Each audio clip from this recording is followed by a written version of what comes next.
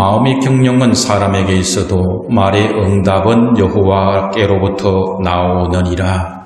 사람의 행위가 자기 보기에는 모두 깨끗하여도 여호와는 심령을 감찰하시느니라. 너희 행사를 여호와께 맡기라. 그리하면 내가 경영하는 것이 이루어지리라. 여호와께서 온갖 것을 그 쓰임에 적당하게 지으셨나니 악인도 악한 날에 적당하게 하셨느니라. 무릇 마음이 교만한 자를 여호와께서 미워하시나니 피차 손을 잡을지라도 벌을 면하지 못하리라. 인자와 질기로 인하여 죄악이 속하게 되고 여호와를 경외함으로 말미암아 악에서 떠나게 되느니라. 사람의 행위가 여호와를 기쁘시게 하면 그 사람의 원수라도 그와 더불어 화목하게 하시느니라. 적은 소득이 공의를 겸하면 많은 소득이 불의를 겸한 것보다 나으니라. 사람이 마음으로 자기의 길을 계획할지라도 그의 걸음을 인도하시는 이는 여호와이시니라. 아멘. 할렐루야. 이 시간 우리가 얼굴은 다 볼 수 없지만 전국 각지에서 동영상으로 함께 예배하는 성도들도 계신 줄을 압니다. 우리 좌우에 보이지 않지만 사랑합니다, 축복합니다. 오른손을 들어서 한번 영광 돌리겠습니다. 할렐루야. 사랑합니다, 축복합니다. 좌우에 한번 인사 나눕시다. 사랑합니다, 축복합니다. 감사합니다. 2021년 새해가 시작되었는가 싶었는데 벌써 1월 셋째 주 일에 예배를 드리게 됩니다. 새해가 되면 많은 분들이 그 새로운 계획을 세우고 또 목표에 따라서 실천을 하기도 합니다. 미국의 통계 분석 기관이 2018년도에 발표한 새해 목표의 성공 여부를 분석한 내용 중에 이런 내용이 있습니다. 미국의 전체 인구 중 단지 9%만이 새해에 결심한 연간 목표를 달성했고 91%는 새해 목표를 달성하는 데 실패한다는 것입니다. 그리고 그 중에 핵심적인 요인을 말씀드리면 그 자기의 연간의 목표 계획을 구체적으로 명시적으로 작성한 사람은 그렇지 않은 사람에 비해서 목표를 달성하는 확률이 10배 이상 높다라는 그런 조사 결과가 나왔습니다. 사랑하는 성도 여러분, 여러분은 새해에 어떤 목표, 어떤 계획을 세우고 살아가고 계십니까? 많은 사람들 중에는 다이어트에 대한 어떤 목표, 계획을 가진 분도 있을 것입니다. 담배를 피우는 분은 또 담배를 끊으려는 그러한 목표나 계획이 있는 분도 있을 것입니다. 그리스도인이라면은 올해는 내가 성경을 꼭 읽도가리라 어떤 이러한 목표 계획을 가지고 계신 분도 있을 것입니다. 그래서 오늘은 이 지혜서인 이 잠언의 말씀을 통해서 우리가 인생의 계획을 설계하고 목표를 설정하며 나아가는 데 있어서 하나님의 지혜의 그 말씀을 통해서 교훈을 받기를 원합니다. 그래서 우리가 성공적인 인생을 계획하고 목표를 세우는 데 있어서 본문이 말씀하는 우리에게 주는 지혜는 첫 번째로 마음의 경영은 사람에게 있어도 말의 응답은 하나님께로부터 나온다라는 것입니다. 옛말에 이런 말이 있습니다. 순천자는 흥하고 역천자는 망한다는 말인데 하늘의 순리를 따르면 흥하게 되고 하늘의 순리를 역행하게 되면 망한다는 것입니다.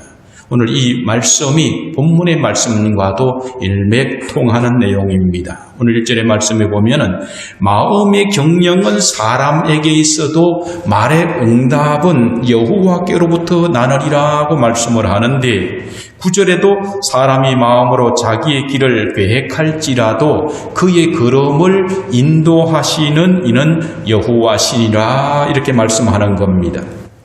시편 127편 1, 2절에도 여호와께서 집을 세우지 아니하시면 세우는 자의 수고가 헛되며 여호와께서 성을 지키지 아니하시면 파수꾼의 깨어 있음이 헛되도다. 너희가 일찍이 일어나고 늦게 누우며 수고의 떡을 먹음이 헛되다 말씀하는 겁니다. 이것이 성경에 말씀하는 원리입니다.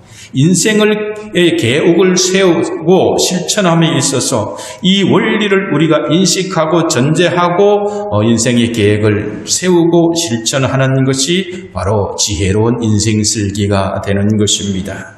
인생의 계획을 세우는 것은 사람이지만은 그러나 그 계획의 최종적인 결정은 하나님께 있다라는 것을 우리는 전제하고 살아야 되는 겁니다.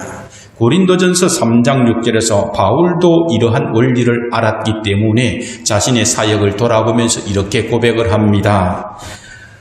나는 심었고 아볼로는 물을 주었을 때 오직 하나님께서 자라나게 하셨나니 라는 고백입니다. 자기 인생의 목회에 선교의 그 사역을 되돌아보니까 나는 열심히 심었고 아볼로는 그들을 잘 양육하는 물을 주는데 그러나 결국은 자라게 하시는 분은 하나님이시다라는 것을 그는 깨달았다는 것이지요.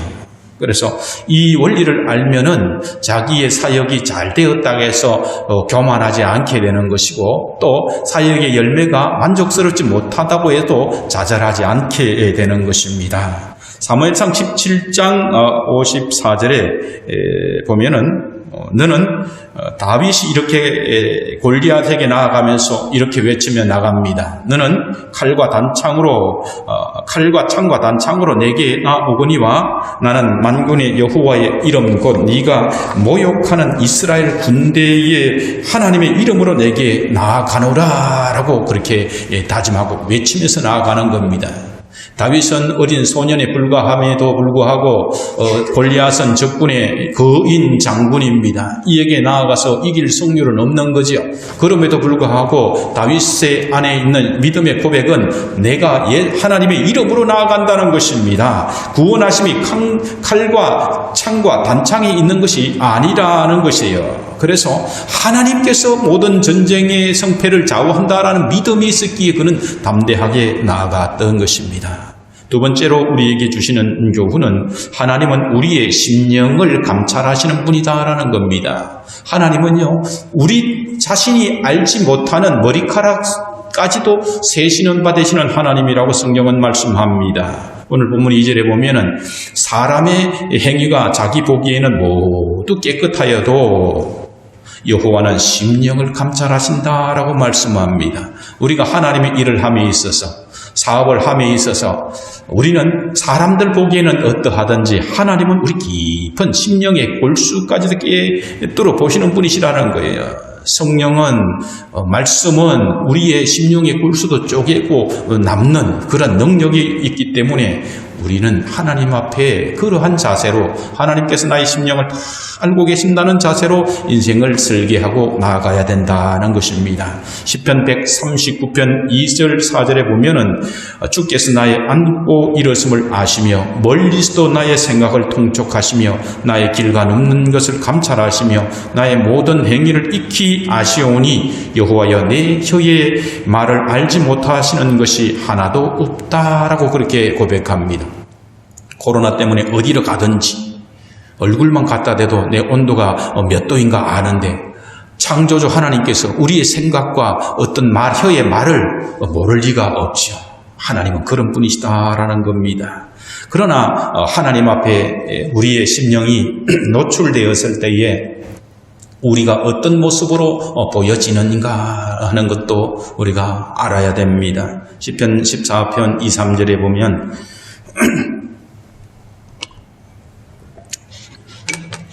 여호와께서 하늘에서 인생을 굽어 살피사 지각이 있어 하나님을 찾는 자가 있는가 보려 하신즉 다 치우쳐 함께 더러운 자가 되고 선을 행하는 자가 없으니 하나도 없도다라고 고백하고 있는 겁니다. 로마서 3장 10절에서 의인은 없나니 하나도 없다라고 말씀하는 거죠. 하나님이 보시기에 우리의 이 심령, 우리의 모든 의도가 의인이 없고 하나도 없다라는 거예요. 지각이 있어서 하나님을 찾는 자가 없기 때문에 하나님께서 우리에게 찾아오셔서 성령께서 우리를 인도하실 때에 우리가 하나님을 찾을 수 있다는 것은, 우리가 지금 이 자리에 예배하는 것은 오직 하나님의 은혜가 아니로서는 예배할 수 없는 존재다는 것을 고백하는 것이죠. 그러므로 성도는 어떻게 살아야 될까요? 1만 달란트 빚진 자의 심정으로 살아야 됩니다. 관인엄기라는 말이 있습니다. 남에게 관대하고 자기 자신에게 엄격하라는 말입니다. 그런데 우리는 남에게는 엄격하고 우리 자신에게는 너그러울 때가 많이 있다는 것을 고백할 수밖에 없습니다. 역사를 살펴보면 개혁을 표방하면서 일어났던 많은 개혁 세력들이 정작 자신들이 정권을 잡고 나면 자기 자신들에 대하여 그 잣대가 엄격하지 못하다는 것을 많이 보게 됩니다. 이 나라 정부도 처음에는 적폐청산이라는 이유로 내들었지만은 그 잣대를 자기에게는 너그럽고 상대에게는 엄하게 그렇게 적용하는 것을 볼 때에 매우 안타깝습니다. 처음에 취임할 때 일성이 지금 불과 3년, 4년밖에 안 된 이때에 벌써 본질을 잃어버리고 내로남불식에 공정하지 못한 것을 볼 때에 인간은 역시 의인은 없나니 하나도 없다라는 것을 알게 되는 겁니다. 마태복음 7장 3절에서 5절에 보면 어찌하여 형제의 눈 속에 있는 티는 보고 내 눈 속에 있는 들보는 깨닫지 못하느냐. 보라, 내 눈 속에 있는 들보가 있는데 어찌하여 형제에게 말하기를 나로 내 눈 속에 있는 티를 빼게 하라 하겠느냐. 외식하는 자여, 먼저 내 눈 속에서 들보를 빼어라. 그 후에야 밝히 보고 형제의 눈 속에서 티를 빼리라 말씀하는 겁니다. 그래서 우리는 인생을 계획하는 데 있어서 남의 티를 찾고자 살피기보다 내 자신에게 있는 들보를 먼저 찾고 발견하고 회개하기에 힘써야 할 것입니다. 그것이 바로 삶의 지혜가 됩니다. 세 번째로 우리가 교훈받게 되는 것은 인생의 계획을 하나님께 맡기면 경영하는 것이 이루어진다는 것입니다. 이 말씀의 의미는 내 인생의 계획과 모든 주도권을 내게서가 아니라 하나님께 돌리라는 의미입니다. 그러나 여기서 우리 자신의 인생의 주도권을 하나님께 맡긴다라는 그런 의미는 하나님께 맡겼으니까 우리는 나 몰라라 하는 그런 자세로 살아가라는 것이 아닙니다. 감나무 아래 누워서 홍시가 떨어지기를 기다리면서 입을 벌리고 그렇게 하는 것이 아니다라는 것입니다. 이 말씀의 의미는 하나님께 복을 달라고 기도만 하고 예배만 드리고 그렇게 기다리는 것이 아닙니다. 성경만 읽고 기도만 하고 그렇게 있으라는 것이 아니고 자신이 계획한 일에 있어서 최선을 다해서 노력해야 한다는 의미를 가집니다. 마태복음 6장에 보면 예수님께서는 염려하지 말라고 말씀하는 면서 공정의 새를 보라고 말씀합니다. 들의 백합화가 어떻게 자라는가 보라 합니다. 길쌈을 하고 수고도 아니해도 그들은 공정에 나는 새를 먹이고 들의 백합화를 아름답게 자라게 하시거늘 하물며 너희가 너희를 먹이시고 입히시지 않겠느냐라고 그렇게 말씀하고 있는 거죠. 하나님께서 자신의 자녀들을 그러나 먹이시고 입히신다는 말씀을 우리는 오해하지 말아야 됩니다. 우리가 할 일을 전혀 하지 않고 하나님의 은혜만 구하는 것은 안 됩니다. 교회를 부흥시켜 주옵소서, 기도는 열심히 하는데 나가서 전도를 하나도 하지 않는 것은 그것은 바른 지혜가 아니죠. 봄에 씨앗을 뿌리지 아니하고 가을에 뭔가 열매를 맺기를 기다리는 것과 똑같은 그러한 어리석은 행위를 하고 있는 것입니다. 그래서 갈라디아서 6장 7절 하반절에 보면은 사람이 무엇으로 심든지 그대로 거두리라고 말씀을 하고 있습니다. 이것이 바로 하나님의 법칙입니다. 봄에 씨앗을 뿌리지 아니하고 가을에 열매를 맺기를 바라는 농부만큼 어리석은 사람은 없을 것입니다. 그래서 마태복음 25장 24절의 달란트 비유에서 한 달란트 받은 악하고 게으른 종에 대해서 말씀하고 있습니다. 그 종은 자신이 주인에 대해서 이렇게 오해를 했습니다. 심지 않은 데서 거두고 해치지 않은 데서 모으는 줄로 알았던 겁니다. 그런데 그 주인은 훗날 이 종의 달란트를 계수하면서 악하고 게으른 종아라는 그런 평가를 내렸던 것을 우리는 성경을 통해서 알게 되는 것입니다. 시편 126편 5절에 보면은 눈물을 흘리며 씨를 뿌리는 자는 기쁨으로 거두리로다라고 말씀합니다. 뿌릴 때에 요즘은 먹기에 그렇게 어려운 사람은 없지만 예전에는 보릿고개라는 것이 있었습니다. 그래서 이 먹기에도 부족하고 없는 그런 상황이지만은 이것을 먹으면 양식으로 먹으면 씨앗을 다음에 봄에 씨를 뿌릴 수가 없기 때문에 이것은 생명과도 같은 것입니다. 그럼에도 불구하고 뿌리는 거죠. 당장 먹을 것이 없어도 그런 겁니다. 그래서 우리는 눈물을 흘리며 씨를 뿌려야 되는 것입니다. 학생이 좋은 성적으로 대학에 입학하기를 기대한다면 열심히 공부해야 되는 것입니다. 사업가가 자신의 사업이 번창하기를 바란다면 그만한 대가를 치르고 노력해야 되는 것입니다. 우리가 건강하게 살게 해달라는 그런 계획을 가지고 기도한다면 건강에 좋지 않은 음식을 금하고 밤에는 야식을 그렇게 배부르게 먹는 일을 삼가하면서 열심히 운동을 해야지 하나님께서 건강을 주시지, 밤새도록 야식을 마음껏 먹고 몸에 해로운 음식, 튀김이나 이런 걸 마음껏 먹고 건강을 달라고, 고혈압 떨어지게 해달라고, 이렇게 다이어트 날씬한 사람이 되게 해달라고 한다면 이것은 심지 않고 거두려는 그런 악하고 게으른 종의 원리와 다를 바가 없는 것이지요. 그래서 우리는 자신이 해야 할 책임을 다하지 않고 하나님의 은혜만을 구해서는 안 되는 겁니다. 이것이 바로 심은 대로 거둔다는 원리입니다. 콩 심은 데 콩 나고 팥 심은 데 팥 나는 거지요. 그런데 인생을 살아가다 보면 이 법칙이 다가 아니라는 것을 우리가 깨달을 때가 있습니다. 열심히 심었는데 심은 대로 거두어지지 않을 때가 있다는 겁니다.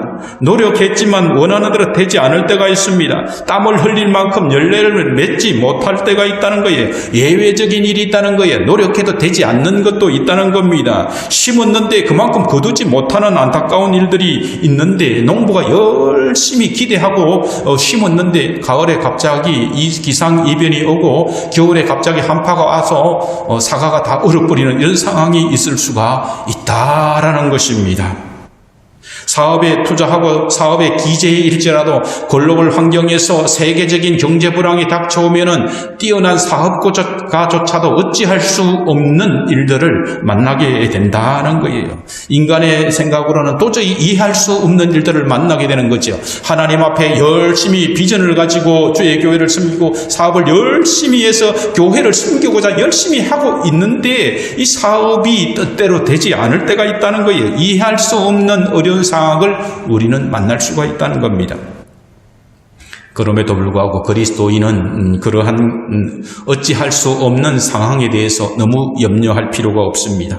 고린도전서 10장 13절에 보면은 사람이 감당할 시험 밖에는 너희가 당한 것이 없나니 오직 하나님은 미쁘사 너희가 감당하지 못할 시험 당함을 허락하지 아니하시고 시험 당할 즈음에 또한 피할 길을 내사 너희로 능히 감당하게 하시는 이라 말씀하고 있기 때문입니다. 이것이 은혜입니다.